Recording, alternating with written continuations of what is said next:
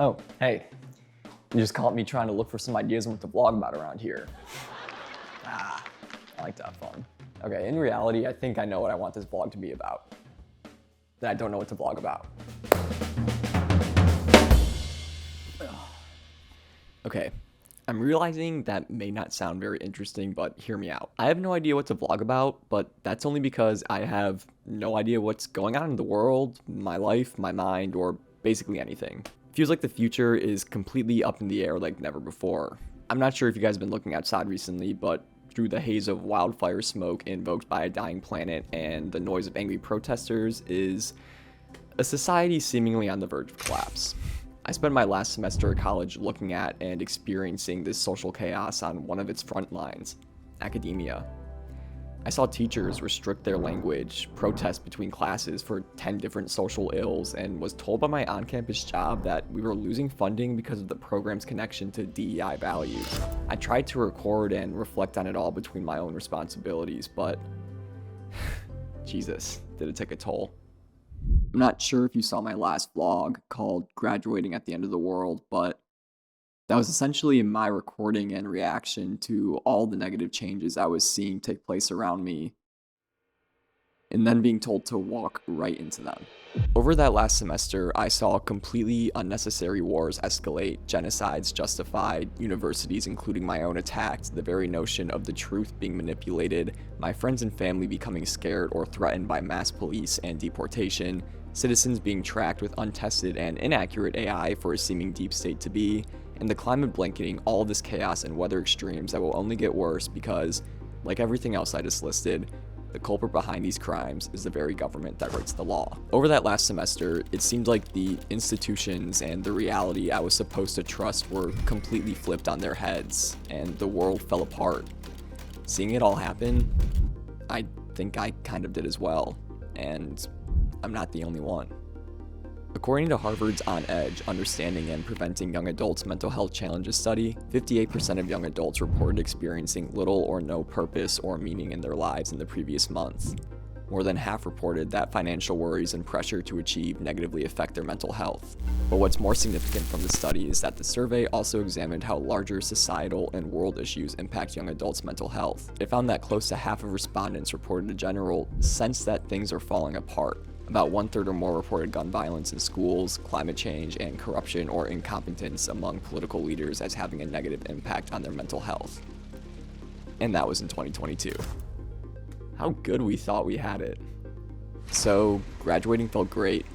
It was good for my biggest responsibilities to be done and to be able to go back home in my comfy Midwest hometown when the world was at its most chaotic and terrifying.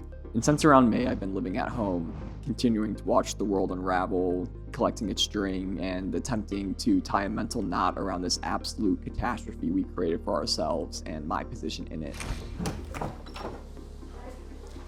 Which makes me incredibly grateful to be where I am now.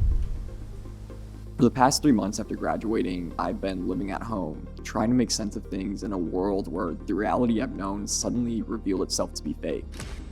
Through that, I've been doing part-time research for one of my professors, trying to get more engaged in my community's political action groups, investing more time into social media, and trying to start a freelance business, and having a lot of time to think. Maybe too much. See, my living situation is pretty comfortable. I'm really, really grateful for that. But it can also be a bit unsettling. How can I wake up with my phone as my alarm clock, use our personal elliptical, see the sun beaming through the windows, and then hear about all the suffering others are going through without feeling a bit of separation? A deep, pervasive divide that hurts my soul, but seemingly doesn't have a reason to on the surface. Reality of the outside world seems so far from my comfortable interior. My childhood returned. And so what's supposed to have been the first time in my life where I could finally take a break has become a mental spiral because of the world we're in, my insulated bubble from the chaos, the impossible dissonance from reality, and a pretend world everyone collectively believes in. I can only watch from the sidelines as the things that I love and value get attacked or destroyed, as innocent people are taken off the streets by mass police, as people report being more lonely and scared than ever, as the future is written to be worse off if we do not change, and feeling like nobody else is worried. But I'm next on the bench, Feeling forced to sub in and follow the rulebook life's handed by applying for a job, moving out of my parents' place and starting a new life, but how can I feel comfortable moving away from the safest place for climate change in America, one of them at least being the Midwest, right when we've had multiple record-breaking storms, life-threatening heat waves, and other utter apocalyptic events occurring as if they're normal, right where I would want to go? It'd be great to be a filmmaker. Hollywood is on fire. Finding a job elsewhere is always possible, except that the economy is so trashed and social services are so corroded that finding an entry-level job that can sustain a basic quality of life is quite literally impossible for the majority of Americans. It's just the reality. Americans ranked lowest on the World Happiness Report. And there's enough science to call it fact at this point that my generation just has increased rates of depression and anxiety than previous. And so I feel completely stuck. Start a new life, the world tells me, with its dying breaths. I hear my family and friends planning for the future I don't think will exist. I hear people living and expecting normal life to continue, but where humans are at now, if we want any chance at peace, equality, and a healthy planet to live on, I realized over the course of this summer, seeing the world kind of fall apart, that things have to change. With so much time to observe the world's constructed evil and seeing how things can be different for so many, I've been fortunate enough to have the time and freedom to really, truly question the things I once valued and the ways that I used to live. And I'm realizing that those have been instilled in me not from a genuine interest or experiences that have improved my life, but actually from my surroundings and outside pressures. In this system, I just want to live happily. Everyone does, but it really feels like the world's making that impossible right now. And because of that, I'm at a crossroads. Commit to tradition or change despite the pushback. Over the summer months, by seeing the world and its systems I once believed in crumble, I've realized that I have to choose the latter because the former, the system, doesn't actually make me happy. All my life, I've been known by my family and friends as the workaholic. Planning my week would take upwards of 2 hours every Sunday. My Google Calendar was a puzzle of responsibilities stacked in the perfect place, and I always said yes to the next job. This work ethic made me feel productive, and it manifested in an impossibly rigid lifestyle. For years, I've literally lived by an hourly schedule. 6 a.m. workout, 7 a.m. write, so on and so forth. It was necessary for my responsibilities and to achieve what everyone around me were celebrating. I received praise from my family, friends, and the world for living like a robot. So I doubled down and hardwired my coding towards efficiency. But the first weeks of summer made me realize how unhappy that lifestyle actually made me. How unhappy being productive or successful in this system made me. Once I had a break, not as many responsibilities guiding me, and thus no need for an hourly schedule, I realized that I don't really live my life based on the question, what do I want to do? When faced with free time, I've realized that question isn't just new, but actually kind of scary. I have been so unfamiliar with not living in a routine, not having a rigid schedule, and not living for myself that it's been mentally taxing to transition to having free time and being able to live with my personal desires as the guiding force of my life. It's insane to think about that to me now. I feel broken for not working and for having freedom. I feel broken when living a life where I make the decisions because trusting myself has become terrifying. I feel like something's been injected into my brain that's been telling me how to act, and I'm screaming at my programming to eject the parasite for the first time in my life, which has made me recognize that, yeah, a lot of the time I'm not living in ways that make me happiest. I force myself to work on tasks I don't enjoy because it makes me feel productive, but with how different the world is, productivity as a whole means something completely different to me now. Why do I want to be productive in a society where productivity and success pretty much means making money?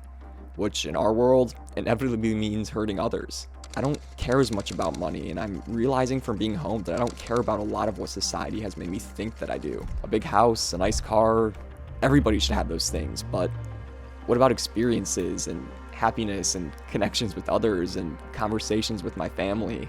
I've canceled too many plans to finish homework or meet a deadline just to enter a society where that activity is celebrated and praised. I used to bask in hustle culture because the world around me does. Now that the world is seemingly ending in 10 different directions, I'm seeing the cracks in our foundation. Do I want money? Do I want a job? Not really. I just want to be happy.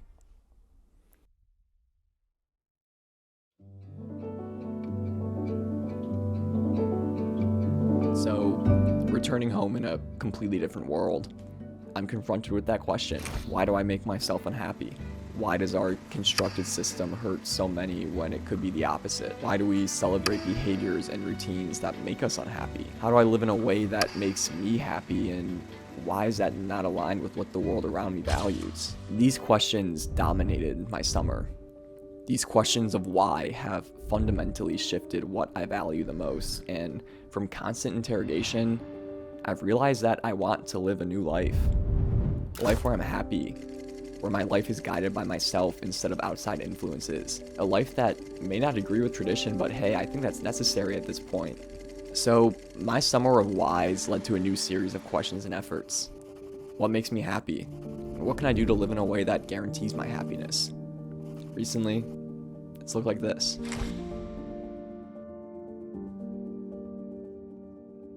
Recognizing how much the world wastes and being at home confronted with childhood memorabilia I haven't even thought about in ages has made me all the more focused on living as sustainably as I can. Because in a world that is literally dying, it makes me feel like I'm doing at least some small part by purchasing reusable versions of disposable products like paper towel, eating plant-based meals more often, buying resourceful products that actually last, and overall just trying to spend less money in a consumption-based society. I'm realizing a lot of the things I have don't make me feel successful, and buying products doesn't actually satisfy me. In fact, having a cluttered room kind of just makes me anxious. So I've been parsing through a lot of childhood collectibles, doing deep cleaning on the nostalgia bank, and really considering what I do and don't need.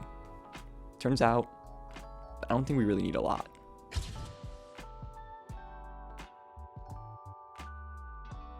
One of the most frustrating elements of my previous routine for me was a feeling of lacking agency. I hated having to work on content I was not committed to or passionate about when I had my own art I wanted to create. And now, without a boss or classes, I've still been feeling like my own personal projects aren't valid enough to work on. I don't feel like my own interests and ideas are worthy enough pursuits to commit time to.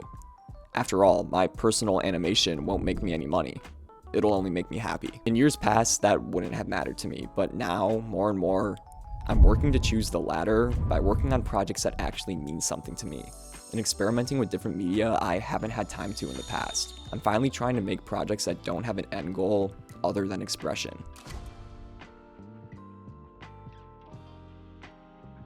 While a nice scroll can be comforting every now and then, being home with free time has naturally brought me into greater proximity with the internet. And Jesus, what happened while I was gone? Instagram melts my mind with hyper-edited reels. The most popular YouTube thumbnails all look the same, and commercials on TV move at light speed with AI actors instead of people. The world and our culture moves so fast, and it's become so fake that I feel like I've become desensitized to information. Again, this didn't really matter to me before, or at least not as much. If I wanted to succeed, I had to move fast. I had to consume and create quickly because everyone else was. But that speed always exhausted me, and the pace in which we consume content has always made me feel kind of sick. Since trying to distance myself more from social media in general, I've realized how overwhelming this ironically banal content can be. Now it can be so peaceful just to be quiet for a second instead. I don't need a podcast while cooking. I don't need to multitask. My brain feels better when I focus, when I think critically, and when I live in ways that support mental acuity rather than damaging it. Being home in a familiar setting, I'm recognizing how different the world can be from reality, and how different it is for myself. From being home, I'm realizing the importance of and the ability I have to use my time for the things I actually enjoy. I haven't been able to achieve that feeling in a long time, but because I felt it once, I can't let it go. And now my direction in life from this pit stop home has to be chasing what makes me happiest. Part of that is helping others and forming community. Part of that is spending time with friends and family. And a major part of that is making these videos, creating art that excites me. So here's the plan. I know that I've said it a lot over the years, but I'm finally committing more to YouTube. I'm going to be posting the content that I've been putting out on my Instagram as YouTube Reels, and I want to make more vlogs, about one every 2 weeks. I still absolutely need to be making video essays to scratch that itch in my brain, and those will come out periodically between my vlogs as they're ready. This channel and creating makes me happy. So it's time to break routine, to get out of my own way, and to create. Welcome to a new era of Nicholas Gow YouTube, where we live not based on outside pressures, algorithms, or a system, but by ourselves. The old way of life has proven itself to be broken. So it's time to live anew and be happy.